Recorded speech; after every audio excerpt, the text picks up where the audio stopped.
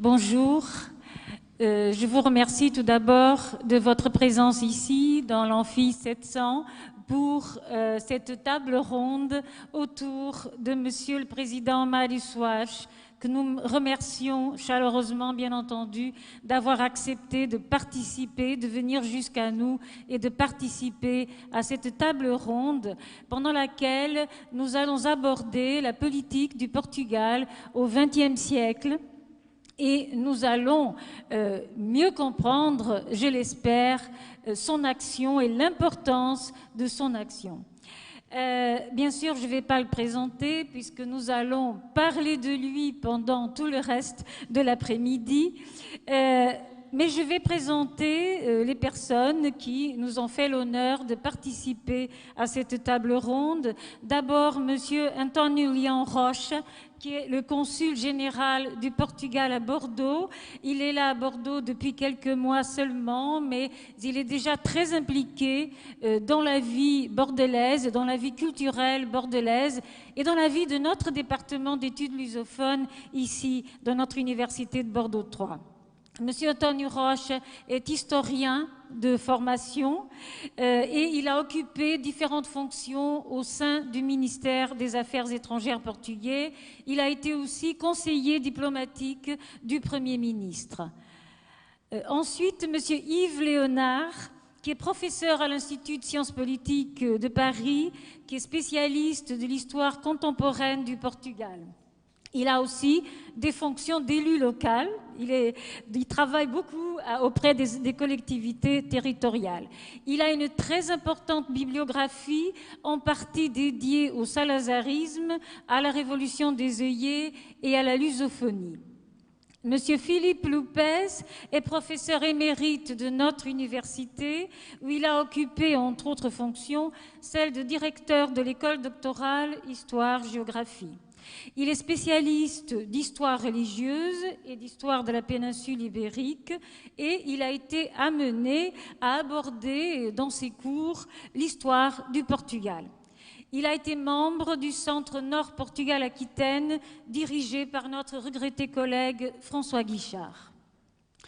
Je vais commencer par donner la parole à Yves Léonard pour que, en quelque sorte, il plante le décor, justement, politique du Portugal du XXe siècle, d'une façon évidemment très, très brève, mais je pense qu'il est nécessaire d'avoir ce point de vue général.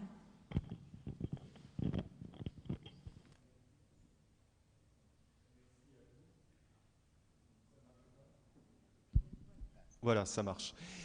Merci de votre mot d'accueil, Monsieur le Président Soares, Monsieur le Consul Général, Monsieur le Président de l'Université, chers collègues, Mesdames, Messieurs, très, très heureux d'être parmi vous ici à Bordeaux pour alors cette tâche extrêmement rude que vous m'avez demandé, c'est-à-dire de présenter de manière très synthétique l'histoire, le Portugal au XXe siècle. Donc je vais essayer de m'en acquitter le plus honorablement possible et surtout de manière la plus courte possible, de façon à pouvoir laisser les uns et les autres débattre et puis le président Soares apporter évidemment ses éclairages et toute son expérience.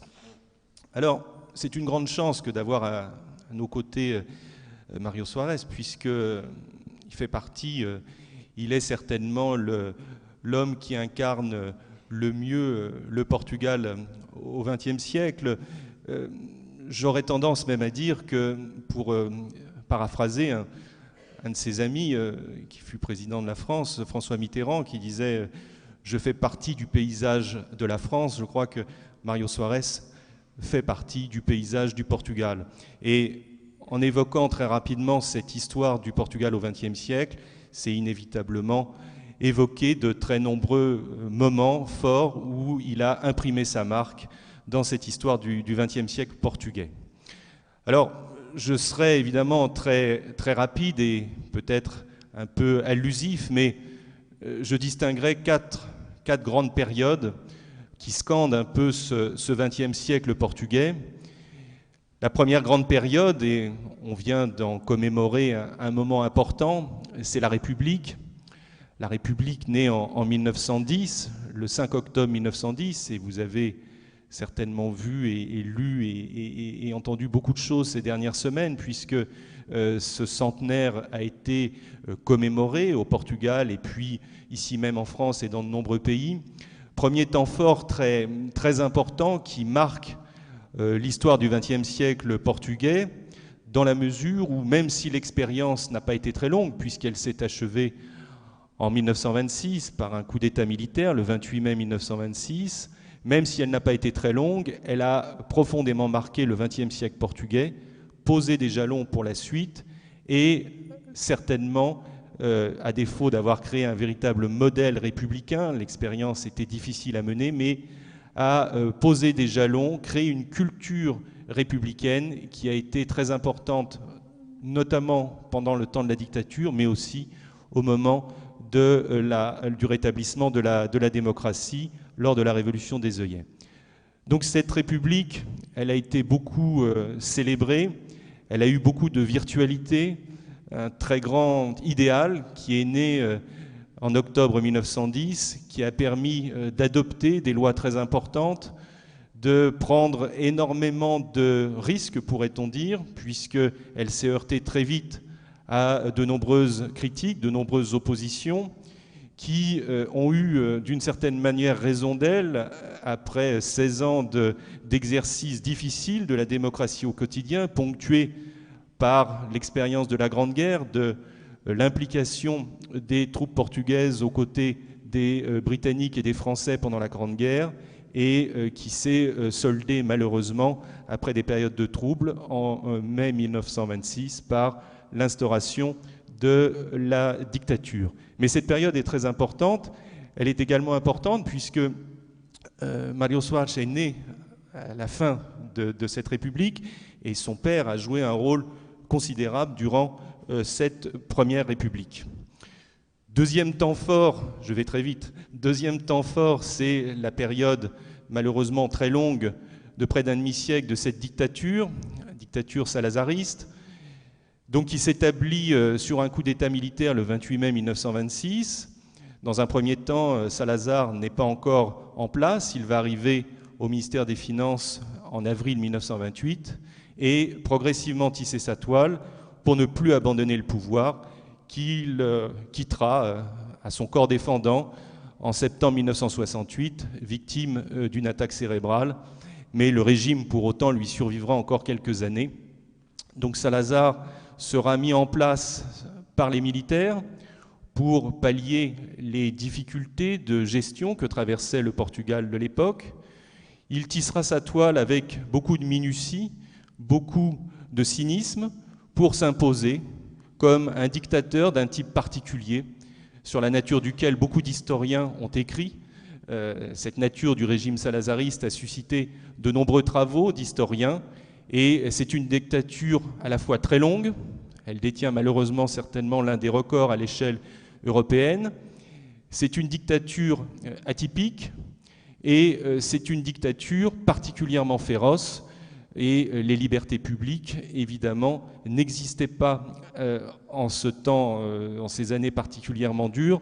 Et Mário Soares, qui est à mes côtés, en a subi tout au long de son existence tous les sévices, puisque lui-même a été emprisonné.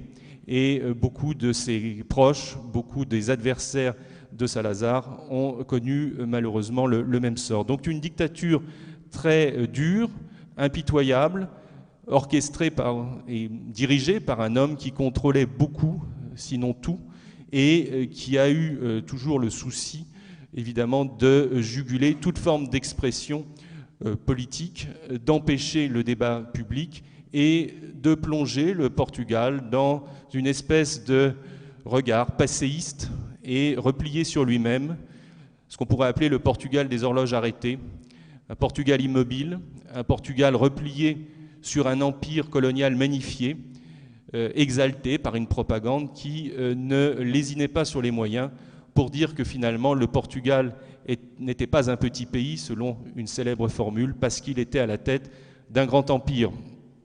Et c'est cet homme donc qui a posé sa marque sur une grande partie du XXe siècle portugais et laissé une opposition particulièrement dynamique, mais qui avait beaucoup de difficultés à s'exprimer pour contrecarrer et essayer de renverser cette dictature. Et Mário Soares a été un de ceux qui se sont beaucoup battus dès la fin de la Seconde Guerre mondiale, et évidemment jusqu'au renversement de la dictature, pour que celle-ci ait l'existence la plus courte possible.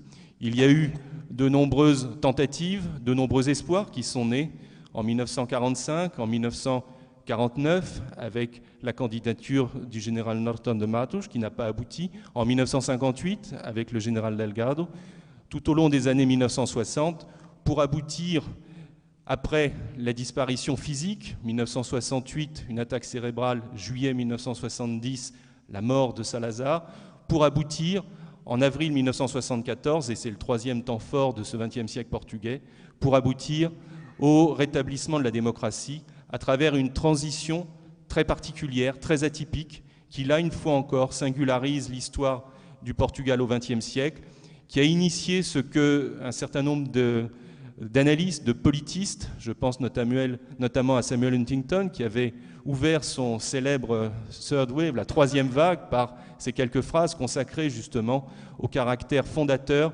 du 25 avril 1974. Cette transition à nul autre pareil, atypique, qui en une journée, grâce à l'action résolue de quelques jeunes officiers lassés de guerre coloniale sans issue et qui voulaient trouver une issue politique à ce problème militaire, eh bien ces jeunes officiers ont pu renverser en une journée à peine la dictature, vieille de près d'un demi-siècle. Cette troisième phase, c'est la phase donc de la transition qui est complexe, agitée, et au sein de laquelle, eh bien, une fois encore, Mário Soares a joué un rôle considérable, un rôle qui a permis le rétablissement du pluralisme politique dans ce pays, après des phases évidemment de tension, et qui a permis de mettre en place des institutions pleinement démocratiques, une constitution adoptée en avril 1976, et puis ensuite le jeu des institutions, le jeu régulier des alternances politiques avec des élections, cette fois-ci pluralistes et non pas sans choix, comme c'était la règle sous la dictature. Réglé très rapidement sous cette transition, il y avait un programme en forme de triptyque, on disait démocratiser, on disait décoloniser et on disait développer. Et là encore, cette décolonisation s'est faite dans un temps très court, après plusieurs années de guerre sans issue, qui ont finalement entraîné la chute du salazarisme. Cette décolonisation a été menée en quelques mois. On a eu l'occasion de l'évoquer ici même il y a quelques jours lors du festival du film d'histoire de Pessac. Et durant cette phase-là encore, le président Soares a joué un rôle tout à fait éminent. Donc transition à la démocratie qui aboutit au printemps 1976, à l'été 1976, par la période qui, on pourrait caractériser comme celle de l'enracinement de la démocratie et de l'insertion du Portugal dans l'Europe communautaire, puisque ce sera l'un des grandes priorités de la jeune démocratie que d'essayer très rapidement de pouvoir intégrer l'Europe communautaire, une Europe communautaire dès lors accessible, du fait du rétablissement de la démocratie, est devenue une impérieuse nécessité du fait aussi de l'effacement de l'outre-mer en 1974-1975. Donc cette quatrième phase, celle de l'enracinement de la démocratie, celle dans laquelle nous vivons aujourd'hui, eh bien, sera également marquée par le rôle éminent joué par le président Soares, qui sera à plusieurs reprises Premier ministre, puis chef de l'État entre 1986 et 1996, président de la République.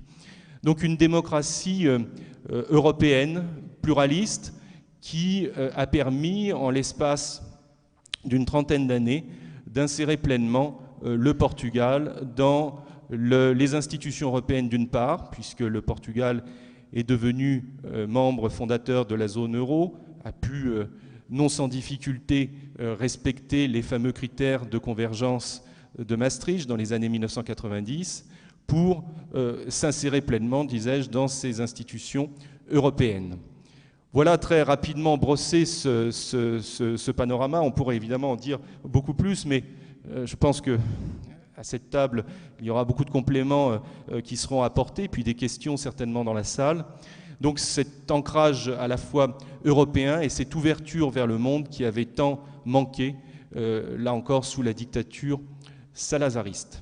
Merci.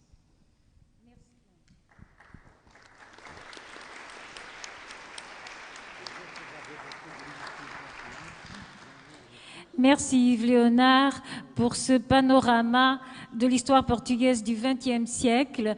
Je vais passer la parole à Monsieur le Président Mário Soares. Il veut peut-être réagir et commenter ce qui vient d'être dit sur l'histoire du XXe siècle portugais.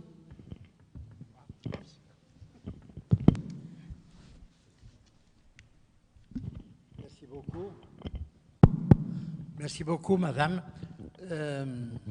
Je tiens à vous remercier cette idée de me faire venir ici à Bordeaux, ce qui me donne un immense plaisir et un grand honneur. Et c'est pour moi aussi très important de pouvoir vous parler de la situation du Portugal au XXe siècle, malgré que nous sommes le 21e,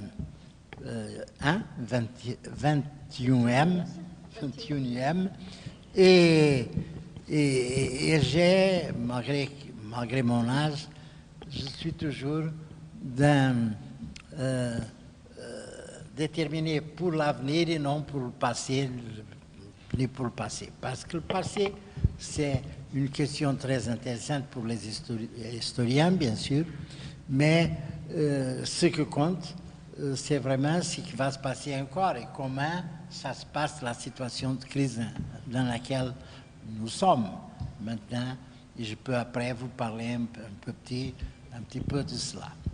Mais dans l'histoire, je remercie à monsieur le professeur Léonard, qui est un grand spécialiste des choses portugaises et qui a une grande bibliographie là-dessus, sur des livres qu'il a écrits sur le Portugal.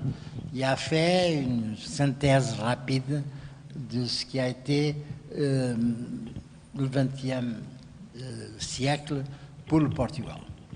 Le Portugal, au début du XXe siècle, était une monarchie, mais une monarchie qui était libérale, dans le sens de que la révolution libérale est de 1822 au Portugal, avec une constitution, et après a eu des différences, mais le 19e siècle, c'est un siècle assez intéressant pour le Portugal, avec beaucoup d'écrivains et de scientistes de tout le type. Le Portugal a fait un grand saut en avance dans le 20e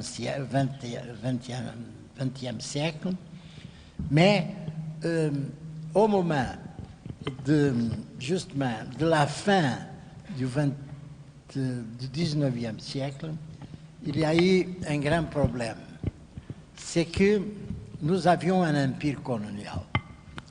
Nous avons été le premier pays à avoir un empire colonial et le dernier à sortir de cet empire, il a laissé cet empire. Un empire qui était un empire assez différent des autres empires, il faut le dire. Mais maintenant, ça c'est une chose que les historiens commencent maintenant à découvrir, surtout les Brésiliens. Les Brésiliens ont été une colonie portugaise. Mais ils ont aussi, dans certains moments, au contraire de tout ce qui s'est passé avec l'Espagne, vous vous rappelez peut-être que l'Espagne avait un immense empire aussi dans l'Amérique latine. Et 2008-2009, c'est le centenaire, le double centenaire des indépendances en Amérique, dans les pays de l'Amérique latine. Tous, plus ou moins. Venezuela, Argentine, Pérou, etc. Tous ces pays ont été libérés à cette époque en lutte contre les Espagnols. Et curieusement, le Brésil, non. Parce que, qu'est-ce qui est arrivé au Brésil? C'est que pendant les invasions françaises qui ont entré dans la péninsule ibérique, le roi Fernando VII d'Espagne a résisté. Il a été emprisonné par les armées de Napoléon. Le roi portugais, quand Junot a entré, le général Junot a entré dans le Portugal, il est arrivé, il a pris Lisbonne, il est arrivé là-haut au château de Lisbonne, il a mis le drapeau français. À ce moment-là, le roi et la cour énormément de gens ont parti pour le Brésil. Tous ont mis dans les caravelles du temps et les bateaux du temps, c'était très, très peu sophistiqué à cette époque encore. Ils ont parti, beaucoup de navires, avec tout ce qu'il y avait d'important au Portugal. Ça veut dire la Bibliothèque nationale, beaucoup de choses de richesse qu'il y avait au Portugal. Ils ont parti pour le Brésil. Et quand, après un mois et tal de voyage en plus, ils entrent au Brésil, ils vont d'abord à Bahia, vous peut-être connaissez au nord du Brésil, mais ils descendent et le roi s'établit au Rio de Janeiro. Et quand il arrive au Rio de Janeiro, qu'est-ce qu'il fait? Il proclame que la capitale de l'Empire portugais, c'est le Brésil et le Rio de Janeiro. Donc, c'est très curieux, le Portugal continental, malgré qu'il était dominé pour les Français, il était une colonie à cette époque du Brésil, et non le Brésil du Portugal, parce que le Brésil était la capitale. Et c'est le roi portugais, après son fils, que quand il y a une transformation, les Français ont reculé pour France. Ils ont terminé son occupation vers en Portugal et en Espagne.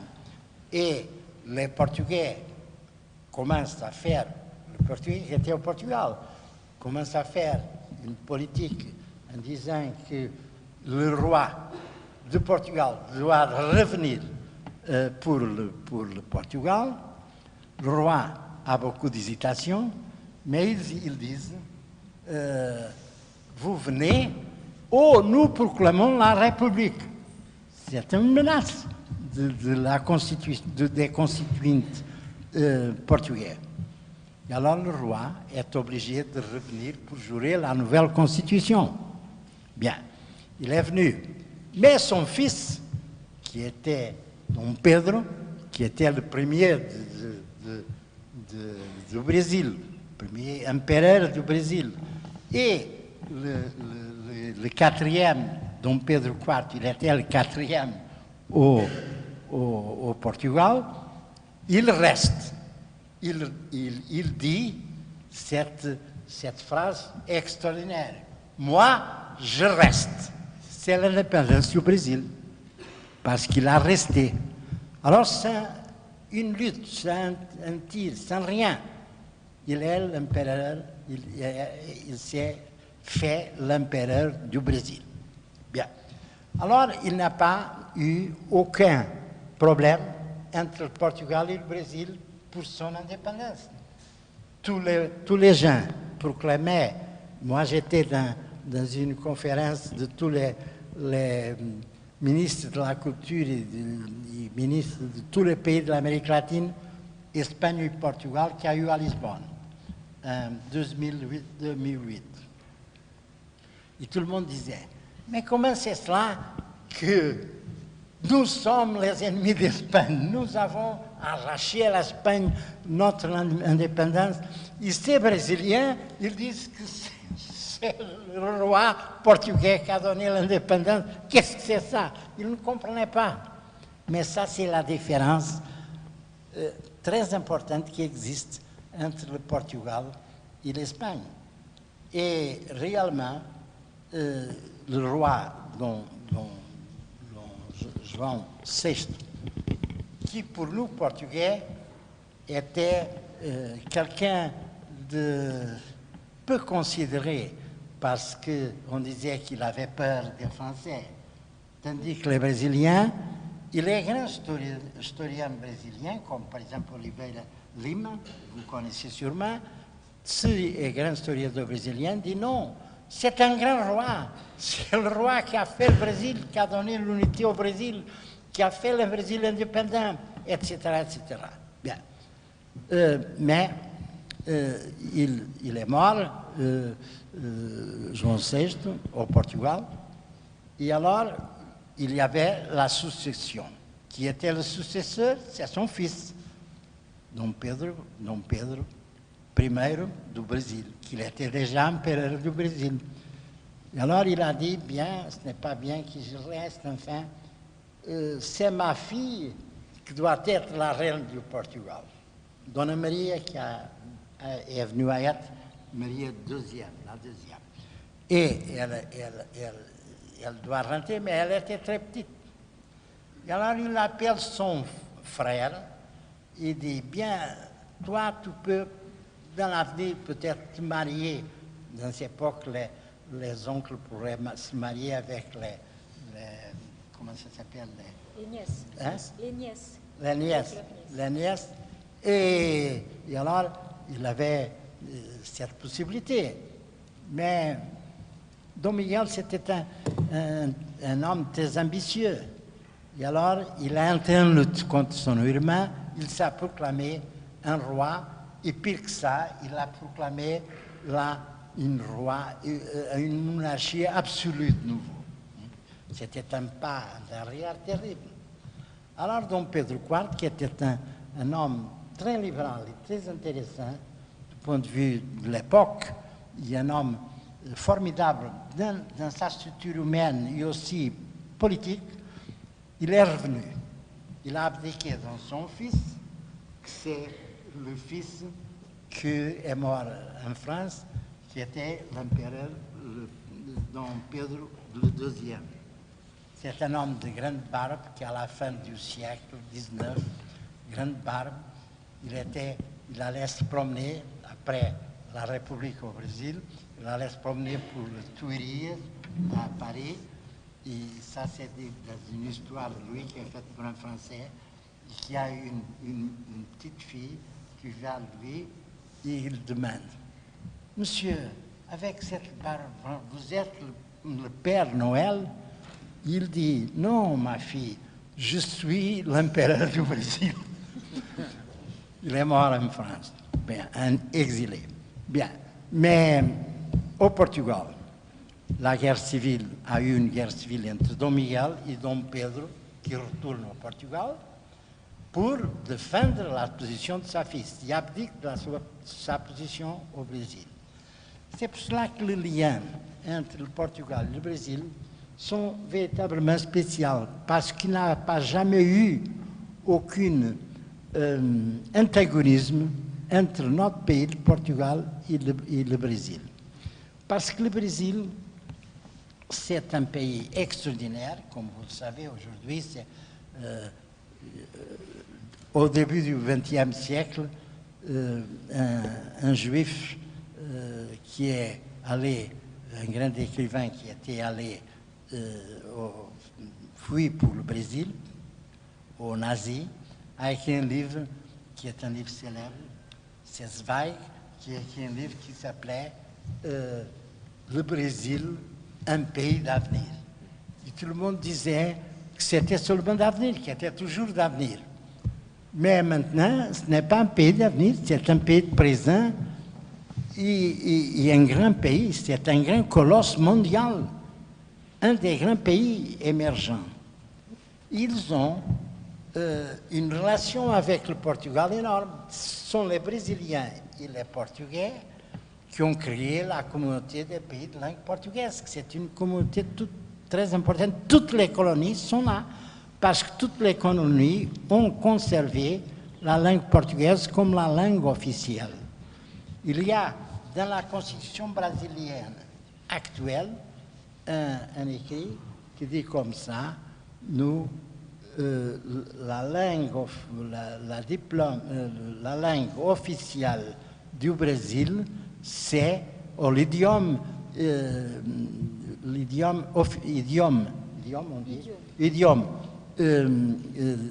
officiel du Brésil, c'est la langue portugaise dans la Constitution.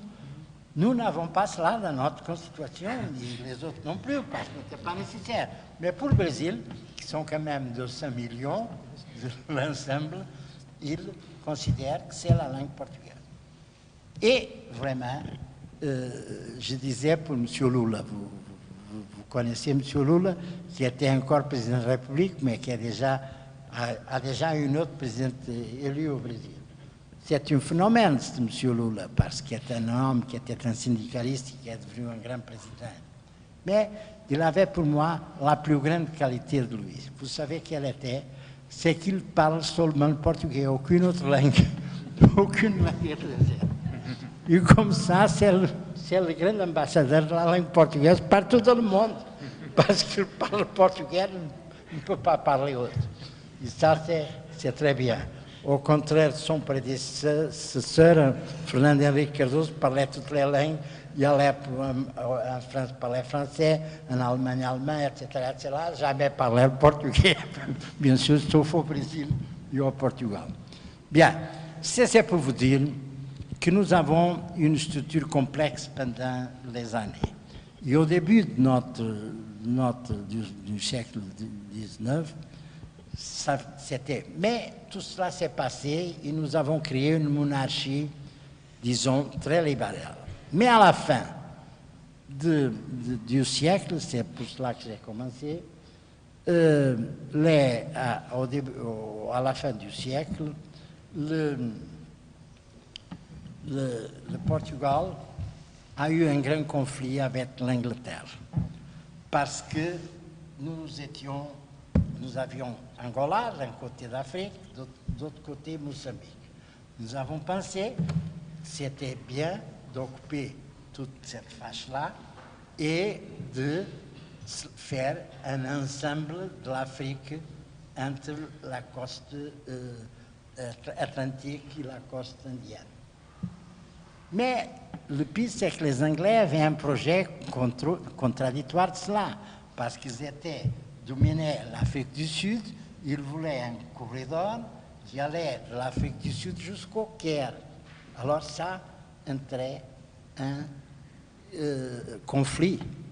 Et les expéditeurs portugais de ce siècle, qui étaient très courageux, ont commencé à occuper le territoire.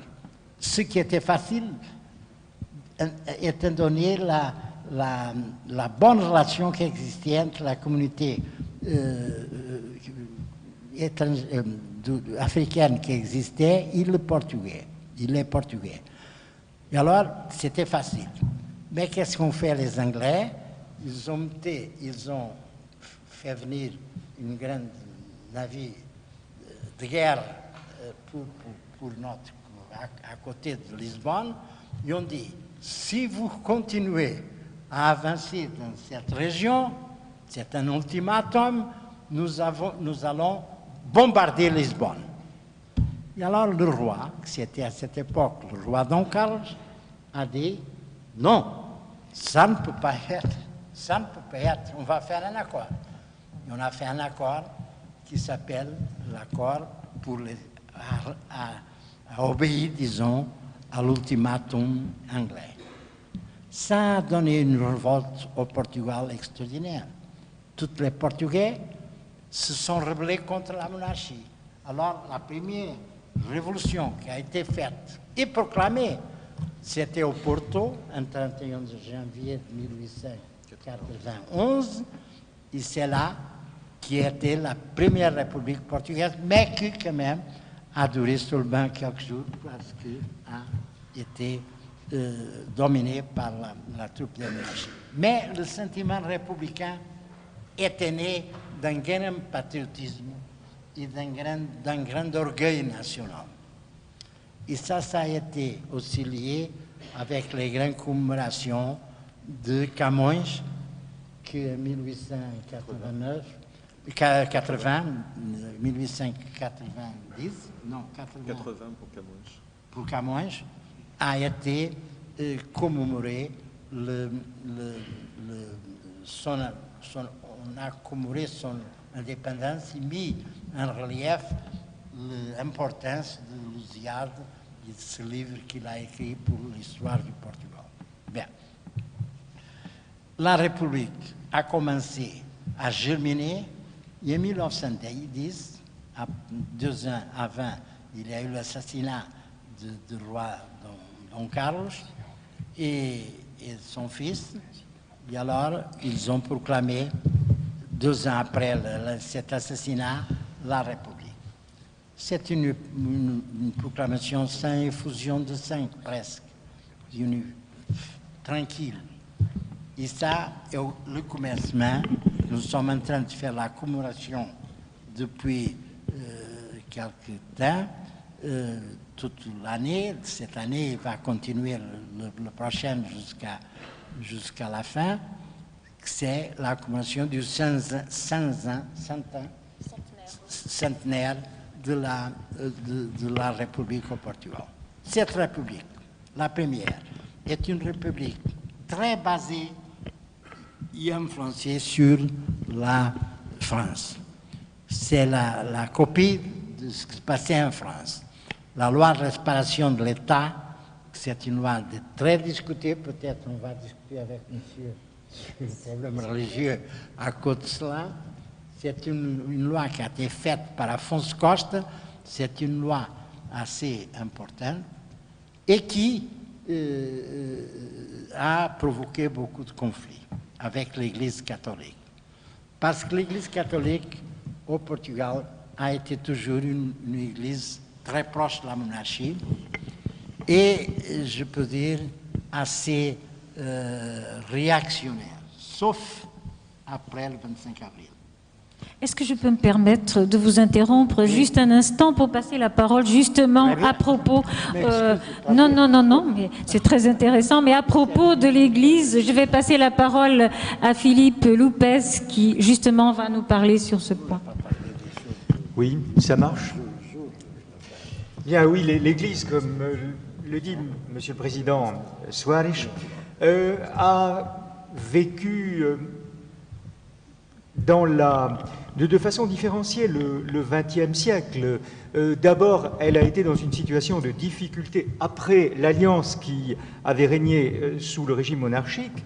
Elle a connu l'anticléricalisme assez marqué, non point violent, mais marqué de la Première République à partir donc de 1910, avec, je vais assez rapidement, avec la suppression de l'enseignement religieux à l'école, avec le contrôle des programmes, etc., etc. C'est la raison pour laquelle l'Église catholique a accueilli très favorablement l'accession au pouvoir de Salazar et son régime de l'Estado Novo, l'État nouveau. L'État nouveau qui est marqué par une alliance très forte avec l'Église. Je vous rappelle, la devise de cet État nouveau, c'est Dieu, patrie et famille, ce qui doit vous rappeler la devise de notre régime, qui est peut-être le plus proche dans son essence de l'État fondé par Salazar, c'est l'État français de Vichy, hein, Vichy avec sa devise travail, famille, patrie. Alors, l'Église catholique vit une période relativement facile pour elle, avec l'Estado Novo.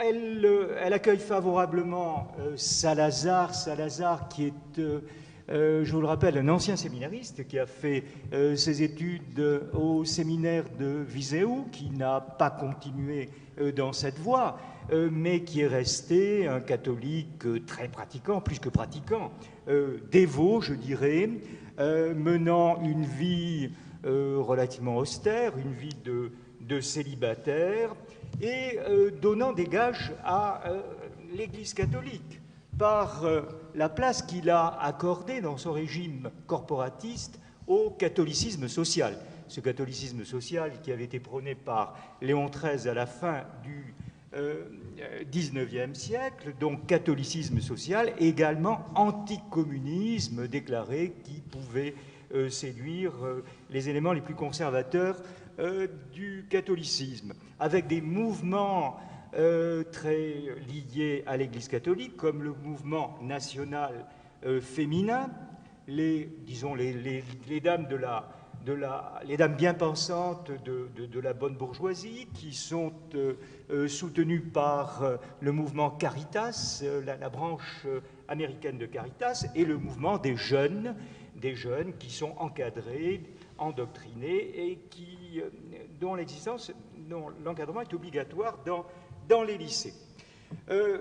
Ajoutons qu'à la tête de l'Église portugaise se trouve un très très grand ami de Salazar, c'est le cardinal primat Manuel Cerejeira, qui est un ami d'adolescence, un ami d'adolescence qui est un inconditionnel de Salazar, qui a eu un cheminement un petit peu comparable à celui de Salazar, puisqu'il a été professeur à l'université de Coimbra, et qu'il accède à la tête de l'Église portugaise à peu près au même moment où Salazar arrive au pouvoir.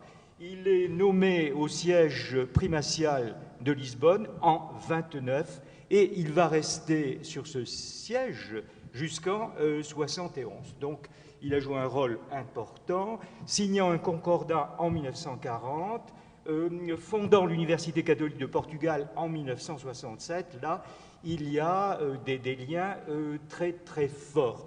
Des liens qui ne sont pas automatiquement admis par tous les catholiques, mais qui sont entérinés par la hiérarchie, et je ne résiste pas au plaisir de vous lire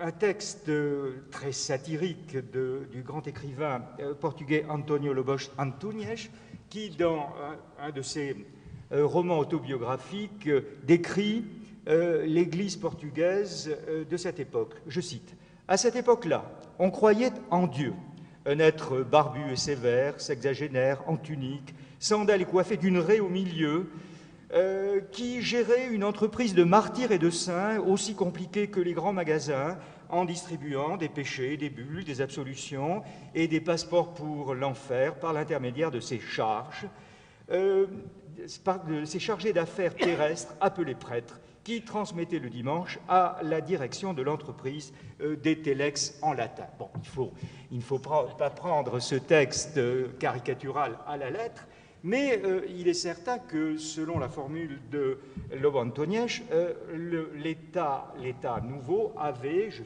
le cite encore, ressemblé à un État de sacristie. Alors, est-ce à dire que tous les catholiques soutiennent le régime? Non, non. M. Soares le dira mieux que moi.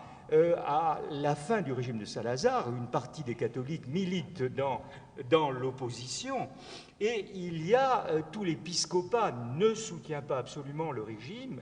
Il y a un évêque fameux qui s'appelle António Ferreira Gomes, qui est évêque de Porto, qui a été la conscience de l'Église portugaise, comme l'ont été 2 ou 3 évêques sous Vichy, parallèlement. Ferreira Gomes, grand intellectuel très marqué par la doctrine sociale de l'Église, était un sympathisant de l'opposition démocratique du général Delgado, et il a osé en 1958 écrire à Salazar, après les élections présidentielles de 1958, il a osé écrire une lettre fameuse, dans laquelle il commençait d'abord par rappeler son admiration antérieure à Salazar et au début du régime, mais où il osait critiquer sa politique sociale corporatiste, qu'il disait source de pauvreté et d'inégalité, et que le régime était bloqué par un anticommunisme viscéral. Dans cette lettre, il sollicitait un rendez-vous de Salazar. Salazar n'a pas répondu, Salazar était un personnage assez rancunier, comme l'a montré son comportement vis-à-vis du célèbre consul du Portugal à Bordeaux, que vous devez connaître. Donc il a nourri une sourde rancœur, et en 59, lorsque Ferreira Gomes, étant allé à Rome, a voulu rentrer au Portugal, l'entrée du Portugal lui a été fermée. Salazar a essayé de le faire démissionner, il n'y est pas parvenu, et Salazar le qualifie à cette époque, dans une lettre à l'ambassadeur du Portugal à Rome, de personnage dérangé qui a été fait évêque par le diable. Donc il ne rentrera que sous Caetano, le successeur de Salazar. Donc voilà un évêque qui a été la conscience du Portugal, comme l'ont été d'ailleurs plusieurs évêques du Mozambique qui ont stigmatisé les massacres. Je m'arrête là, nous irons peut-être sur la position catholique à la période ultérieure, mais le président Soares en parlera mieux que moi sans doute. Merci beaucoup Philippe Lopez de nous avoir parlé de ces rapports entre le salazarisme et l'Église, rapports très étroits et très complexes malgré tout. Et je vais passer la parole à Monsieur le Consul général, Dr António Rocha, pour qu'il nous parle de son expérience personnelle, voilà, de la politique portugaise de la deuxième moitié du XXe siècle. Merci beaucoup, Anna-Maria. Bonsoir à tous. Bon, je ne crois pas que mon expérience et mon témoin serait le plus intéressant pour vous, et je serai bref. Je crois que ce que je me propose de faire, c'est de vous parler de quels étaient les trois moments politiquement les plus décisifs, à mon avis, pour le Portugal. Et surtout, à mon avis, pour mon génération aussi. Le premier, c'était avant Le premier, c'était avant la révolution au Portugal, la révolution démocratique.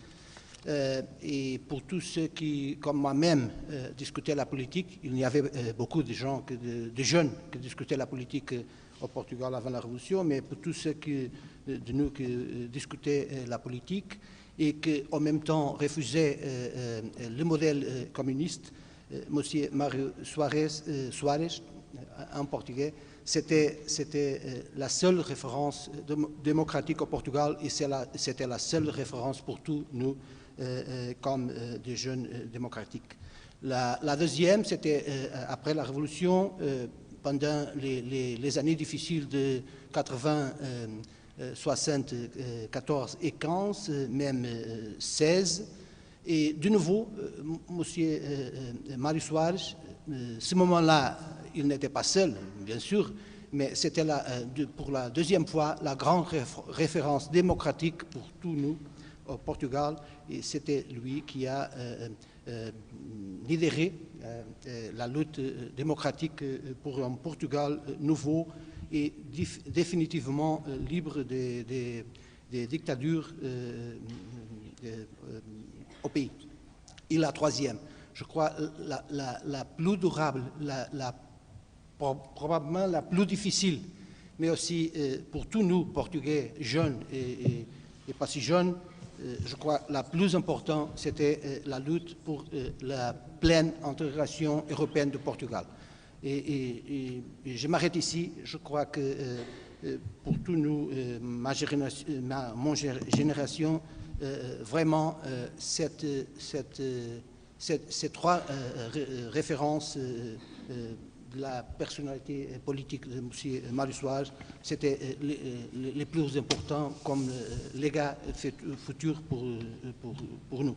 Merci beaucoup. Merci, Dr António Rocha.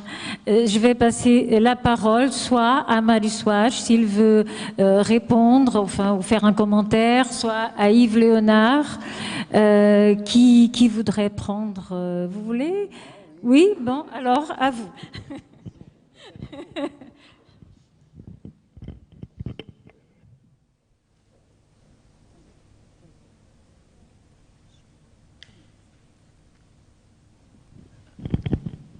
Bien, j'ai très peu de temps parce que nous devons terminer, selon me dit madame, dans une demi-heure. J'ai pris beaucoup j'ai parlé beaucoup plus que je devais au début. Je vous demande d'excuser, moi. Mais je voulais dire quelque chose très simple vis-à-vis l'intervention de monsieur Lopez, dont que j'ai apprécié beaucoup et qui est complètement comme il a dit, il n'a pas rien à dire. Mais je voulais faire deux remarques. D'abord, pendant toute la République, pendant toute la dictature de Salazar, qui était, comme vous avez dit, vous avez décrit le personnage comme je la sens, exactement, mais il était un catholique qui a évolué, et à la fin de la vie, il n'était même pas, peut-être il n'était plus catholique, pour vous dire la vérité. C'est ce que nous pensons. Parce que ce qu'il a dit, qu'il était le diable, quand on n'était pas d'accord avec lui, il pensait que c'était lui qui avait raison toujours. Et alors, à certains moments, quand le pape Paul VI, avec le Concile Vatican II, il a commencé à penser que Paul VI était l'Antichrist. C'est vrai. Il l'a dit à plusieurs personnes. Et à la fin, il s'est même donné pas bien avec son ami de toujours, Sergère, comme vous le dites. Je vais vous expliquer. Mais dans l'Église catholique, pendant tout le début de la République, depuis l'arrivée de Salazar, il y a des prêtres qui sont exceptions à la règle de l'obéissance à Salazar. C'est, par exemple, le cas des deux frères Alves Correia qui ont été, vous avez sûrement connus, parce qu'ils ont des livres écrits, etc. Ils ont été tous les deux déportés dans les années 40, exactement après la guerre, ou pendant la guerre et après la guerre, exactement par l'évolution que Salazar a eue. Bien, je pourrais dire beaucoup plus de cela, mais je voulais vous dire une chose. L'Église portugaise, pendant l'époque de Salazar, jusqu'au Concile Vatican II, a été toujours une Église très proche, très très proche du fascisme, de la dictature portugaise. C'est vrai. Avec des exceptions, mais elle a été. Mais à partir du Congrès Vatican II, a évolué. Il a évolué beaucoup.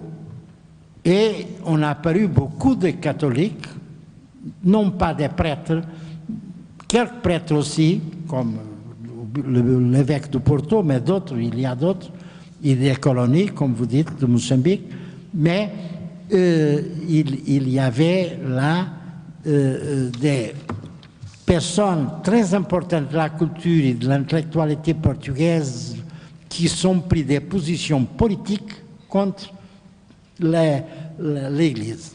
C'était le cas d'une revue qui s'est formée à cette époque, qui s'appelait Tempio Modo.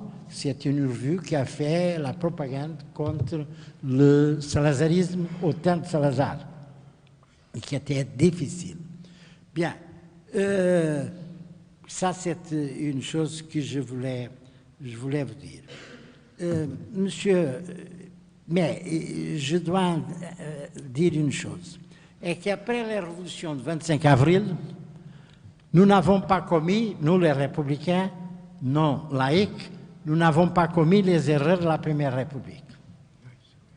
Rien, au contraire. Et nous avons très bien traité l'Église, depuis le premier jour. Ils avaient un peu fou, parce qu'ils avaient des grandes responsabilités. Mais nous l'avons dit, c'est mieux ne pas entrer en cela, nous n'avons pas fait des questions avec là. Et ça a donné une conscience à l'Église très bonne. Et aujourd'hui, je peux vous dire, si on compare l'Église portugaise avec l'Église espagnole, L'église portugaise, paraît-il, une église progressiste, tandis que l'espagnol, c'était réactionnaire. Une différence énorme, énorme. Et je peux le dire parce que maintenant, je connais bien les problèmes de l'église catholique et des autres, parce que je suis président de la commission de la liberté religieuse. Moi qui n'ai aucune religion, mais enfin, on m'a nommé pour cela. Et il y a une autre chose qui a changé la situation, c'est que au début de la révolution du 25 avril, l'Église catholique était dominante. Il n'y avait presque pas d'autres églises. Il y avait des choses, il y avait quelques juifs, il y avait quelques protestants, il n'y avait même pas. Mais après le 25 avril, sont venus les gens qui sont venus de l'économie. Et nous avons laissé d'être un pays d'immigrants pour être un pays d'immigrants avec un nid qui venait de toute la part du monde. Et maintenant, nous avons toutes les églises au Portugal.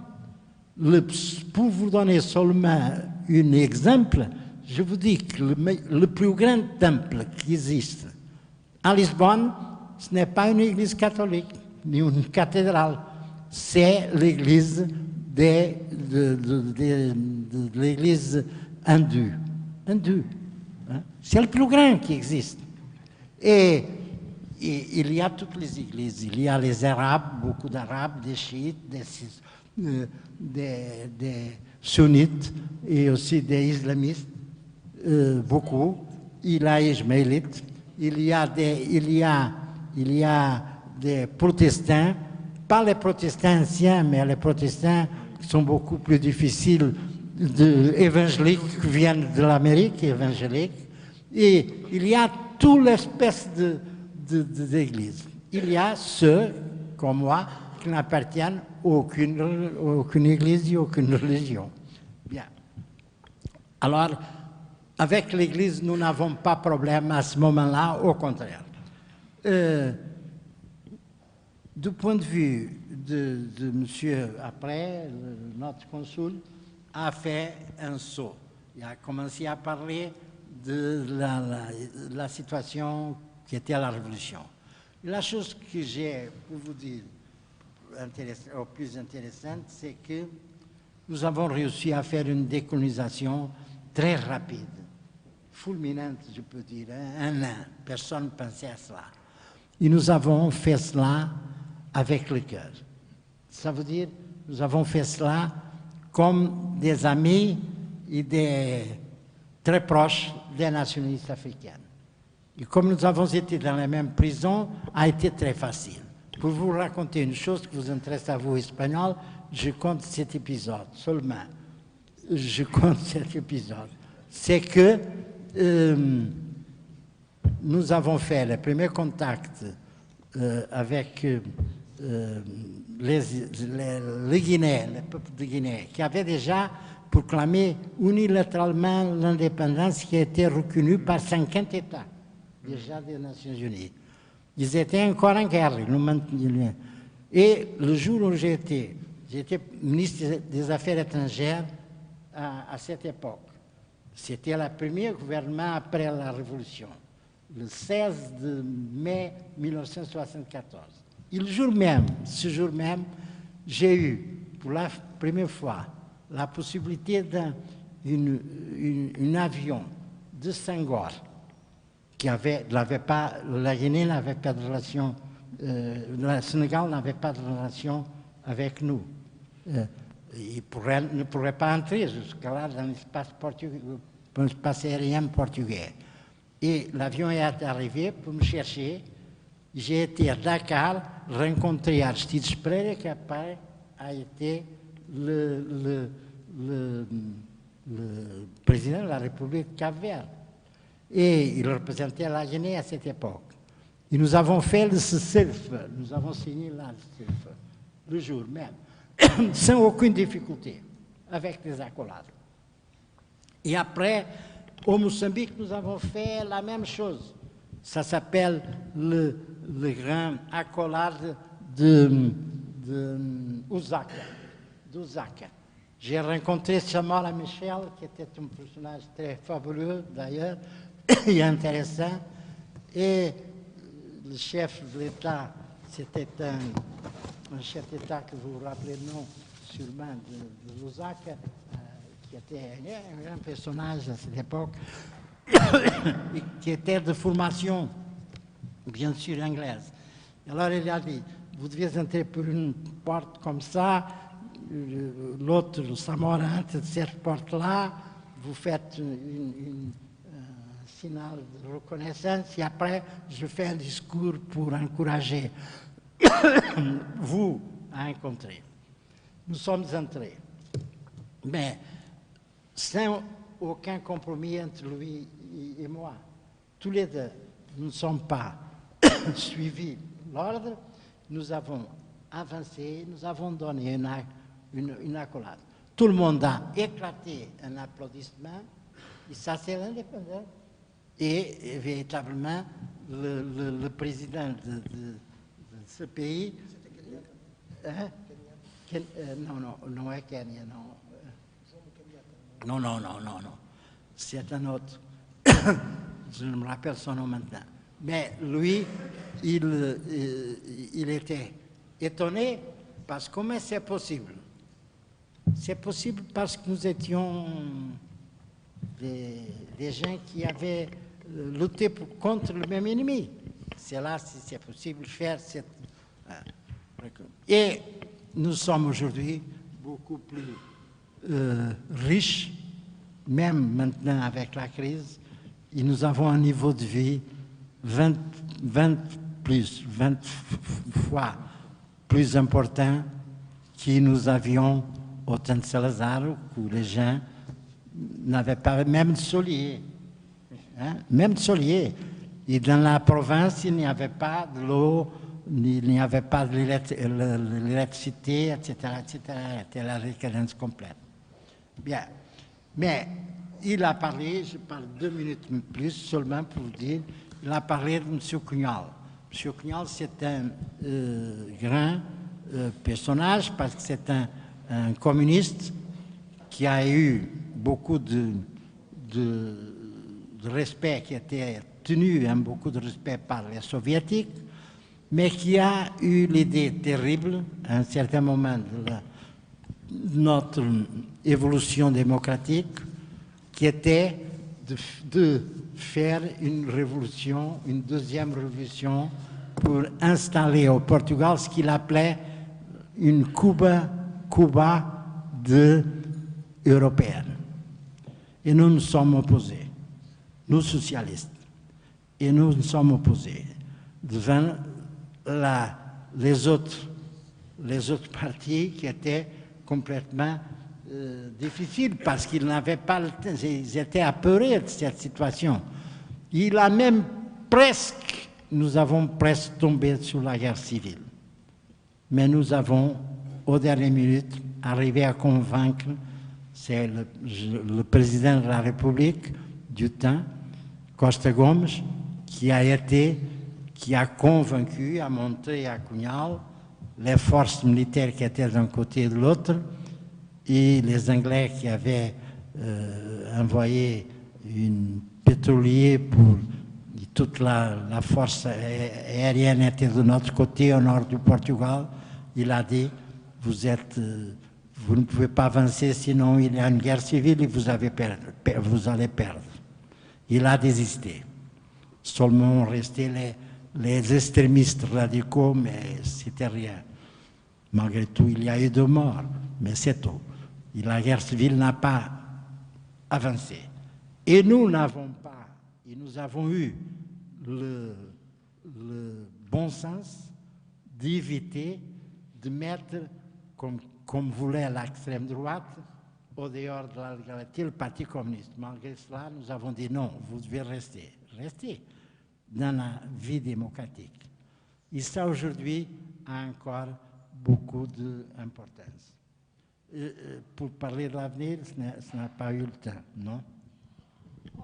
On va peut-être juste passer la parole à Yves Léonard. Est-ce que vous voulez parler de cette période après 1974, ajouter quelque chose à ce qu'a dit évidemment Mário Soares avec une expérience de l'intérieur, véritablement? Oui, il y aurait beaucoup à dire sur cette période-là. Simplement, peut-être un lien avec ce qui a été dit tout à l'heure sur finalement une question centrale, et c'est vrai, de commencer peut-être le XXe siècle portugais, avant même la Première République, avant l'instauration de la Première République, sur la question de l'ultimatum. C'est poser cette question tout à fait centrale du rapport à la patrie, à la nation, qui va parcourir tout le XXe siècle portugais et permettre à certaines élites de se retrouver à travers le discours salazariste du tout pour la nation, rien contre la nation, qui va dominer le salazarisme, qui va magnifier cette nation à travers cet empire colonial. Un nationalisme assez prudent et conciliateur, comme on le dira au moment notamment de la Seconde Guerre mondiale, avec le rôle très ambigu joué par Salazar. Donc cette question de la nation est très importante, parce que finalement, elle explique d'une part le jusqu'au-boutisme du salazarisme. Nous avons été les premiers, nous serons les derniers, autour de la question de l'empire colonial, sorte d'ultime croisade que Salazar essaiera de mener tout au long des années 1960, au risque de mettre en grand péril l'économie portugaise, la société portugaise, et, on le voit, d'entraîner la chute du régime, et de ne pas préparer de solutions alternatives. C'est-à-dire que Salazar avait laissé un odieux testament, en plus du bilan qui est le sien, mais un odieux testament à la nation, au peuple portugais, à savoir que le Portugal cesserait d'exister s'il était privé de l'outre-mer, de ses anciennes colonies. Et avec l'instauration de la démocratie, le rétablissement de la démocratie, ce qui a été rappelé tout à l'heure, à savoir la décolonisation qui a été menée très rapidement et dans des conditions difficiles qui ont permis de construire l'avenir et de construire notamment ces rapports renouvelés avec les anciennes colonies, la création de la communauté des pays de langue portugaise, créée en 1996. Bref, toute cette dynamique-là, elle a été d'une certaine manière rendue possible par le pari très audacieux fait par les promoteurs de la démocratie de l'enracinement, de l'ancrage européen. Et je crois que ça a permis d'autant mieux au Portugal à la démocratie de se conforter d'une part, et au Portugal de s'ancrer sur la scène internationale, que ce pari a été fait et a été couronné de succès dans un laps de temps relativement court. Je dis évidemment avec le recul d'aujourd'hui relativement court, même si entre 1976, formellement le printemps 1977, où les premières démarches sont faites pour entrer dans l'Europe communautaire, et la signature du traité de Lisbonne en juin 1985 permettant l'entrée effective au 1er janvier 1986. Ce sont plusieurs années qui se sont écoulées, de négociations et de discussions extrêmement difficiles, d'une relance déterminante qui a été celle du sommet de Fontainebleau en 1984. Mais ce pari très audacieux, il a été vraiment déterminant pour je dirais, la consolidation à la fois de la démocratie et de l'ouverture du Portugal sur la scène internationale. Parce que il n'était vraiment pas simple, au sortir de 50 ans, de près d'un demi-siècle de dictature, une dictature quand même fortement repliée sur elle-même, du moins dans ses principes, dans cette espèce de volonté de maintenir le Portugal hors du temps et à l'abri des turbulences du monde. C'était une des formules qu'utilisait Salazar. Il l'avait utilisé notamment en 1940, au moment de la commémoration des centenaires, l'exposition du monde portugais, se mettre à l'abri des perturbations générales. Eh bien, ce raisonnement-là était tout à fait dramatique, parce qu'il a failli condamner le Portugal à un isolement définitif. Et il a fallu beaucoup de détermination, beaucoup d'audace dans les semaines et les mois qui ont suivi la révolution des œillets pour inverser cette tendance et permettre au Portugal d'être pleinement ancré sur la scène internationale.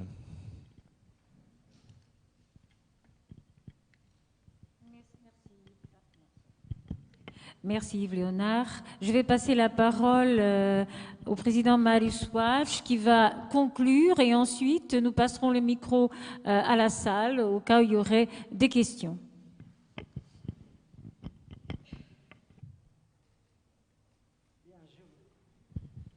Je voulais vous parler de la situation actuelle, pour vous dire très peu de choses, mais je pense que c'est important, surtout pour les Portugais qui sont dans la salle. Nous sommes dans une situation difficile, vous le lisez toujours dans les journaux, tous les jours, et peut-être vous entendez aussi la même question dans la télévision. Ça veut dire que le Portugal a une crise vis-à-vis des difficultés qu'il a en ce moment-là.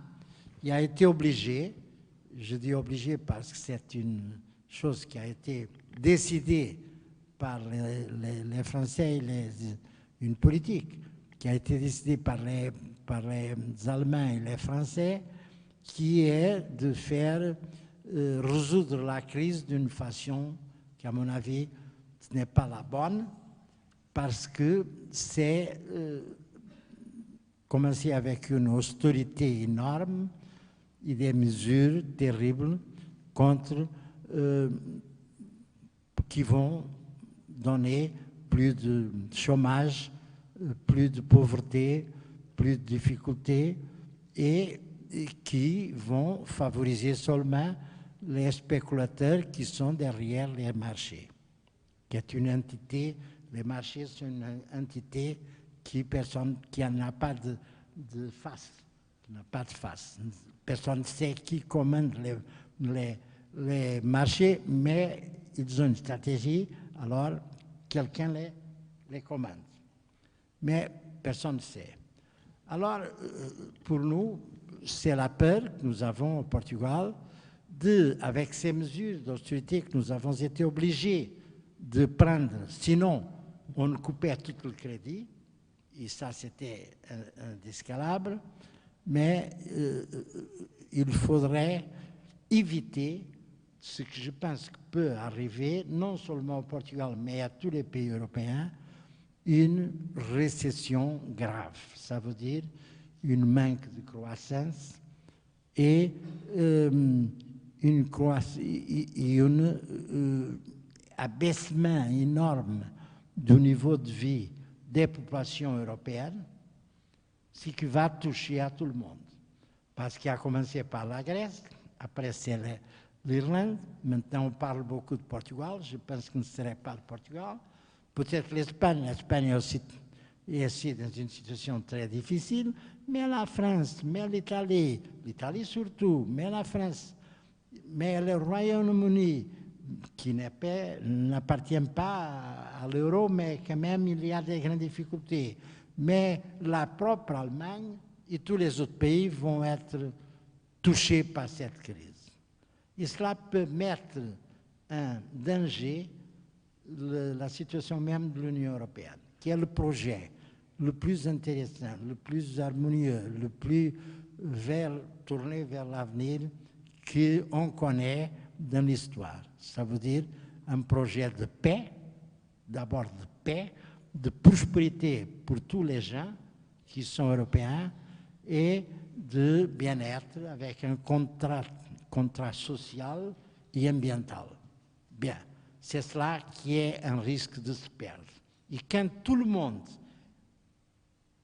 a les yeux vers l'Europe, il pense comme nous aimerions être européens, quel bon qui est être européen, les Européens ne sont pas capables de prévenir, de donner des passes en avant, parce qu'ils ont peur, parce qu'ils sont prisonniers des grands intérêts, je ne sais pas quoi, il y a énormément de raisons pour atteindre à cela.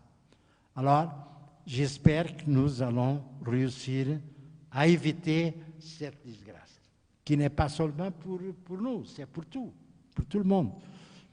Et je pense que Madame Merkel, qui a beaucoup de responsabilités de ce qu'elle a fait dans la politique jusqu'à maintenant, j'espère qu'au moins la dame qui a commencé peut-être à comprendre, elle n'est pas Kohl, si c'était Kohl, c'était très différent, mais elle commence peut-être à comprendre que même pour l'Allemagne, le plus riche pays européen, c'est une crise terrible si on continue à laisser prolonger cette chose comme cela.